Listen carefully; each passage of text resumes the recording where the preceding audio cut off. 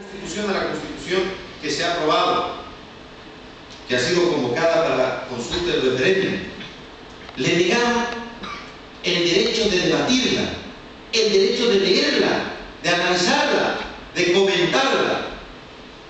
Le dijeron lo que ocurrió ese día que contaba Rubén, la Constitución manchada de sangre, la Constitución ilegal, y no se dieron el lujo o no tuvieron la condescendencia de abrir el texto y ver qué decía ese texto. ¿Por qué hicieron eso? Porque desde un momento su idea, su línea fue que fracase el proceso constituyente. Y el fracaso del proceso constituyente era la victoria de ellos. Y esa victoria ha estado así de haber llegado, lamentablemente, por algunos errores, incoherencias, y también porque manejar un poder constituyente a veces puede ser mucho más complicado que manejar un escenario político o que manejar un escenario de transformación rutinaria.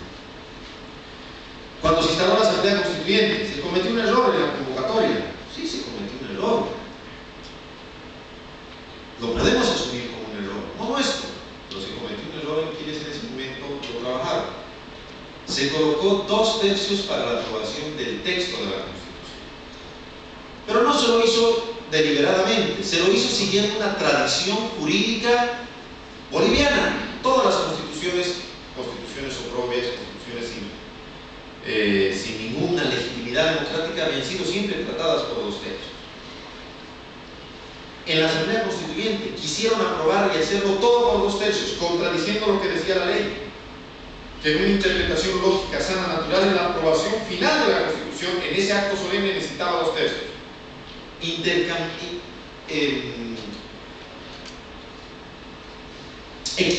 Equivocaron la interpretación, tergiversaron la correcta interpretación y utilizaron ese mecanismo para torpedear, para perjudicar el proceso constituyente. 5 meses, 6 meses tardó la Asamblea Constituyente en finalmente poder bosquejar un reglamento de debates. En ninguna parte se ha visto una situación así.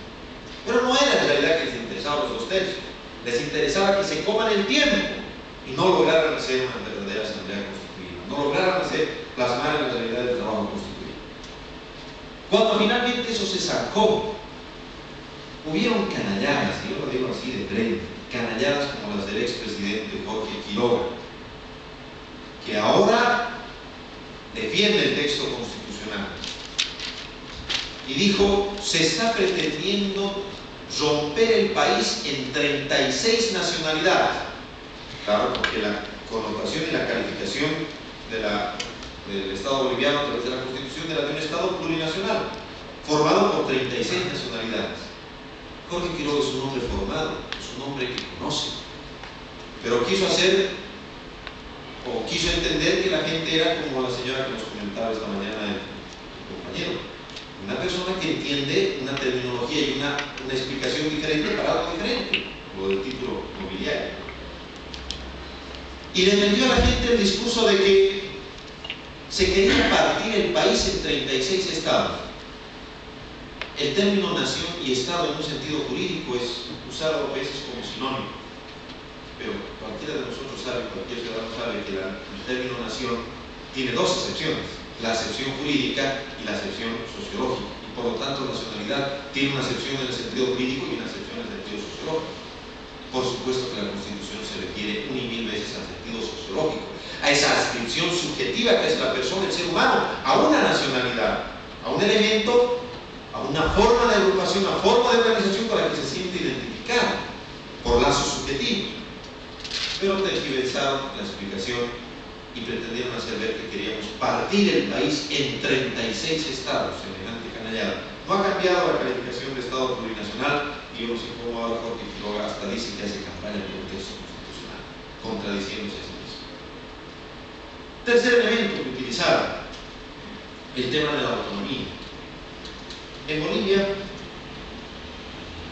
la historia de la lucha por lo que primero se llamó el federalismo, después la descentralización administrativa, después la descentralización política y lo que ahora se llama la autonomía, un poquito siguiendo el modelo español, por la frase española, la experiencia española, es una historia paralela a toda la historia de la República Boliviana. Durante los 183 años de vida republicana que tenemos, no ha habido un año que no se debata el tema de darles mayor libertad de organización a las regiones, a los departamentos, como lo decimos en el libro. Siempre estuvo presente.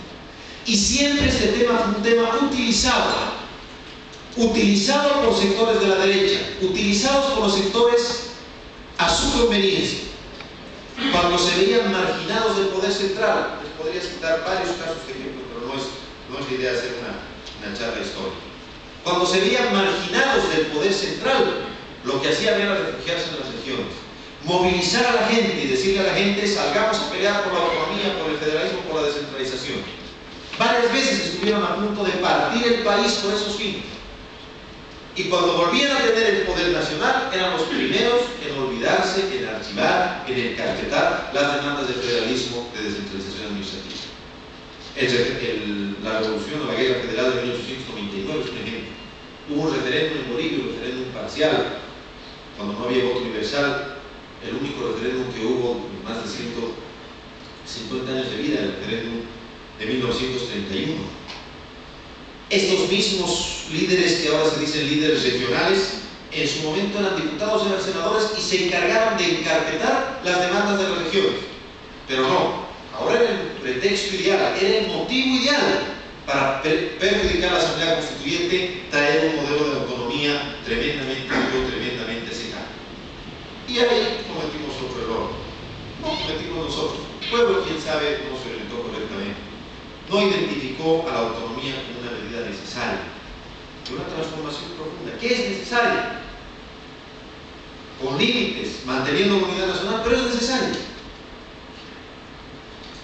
Y en algún momento presentaron un cierto grado de oposición. Esa fue la bandera para movilizar a las regiones en contra de la Asamblea Constituyente.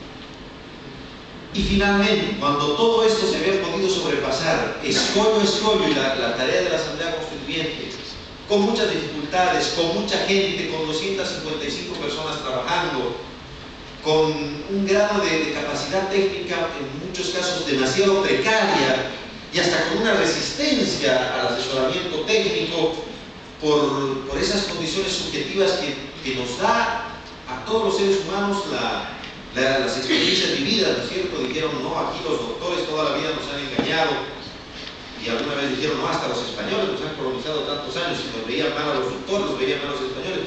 Con esas cosas que son inherentes a veces al ser humano, con todo eso y todos los esfuerzos se lograba avanzar y avanzar.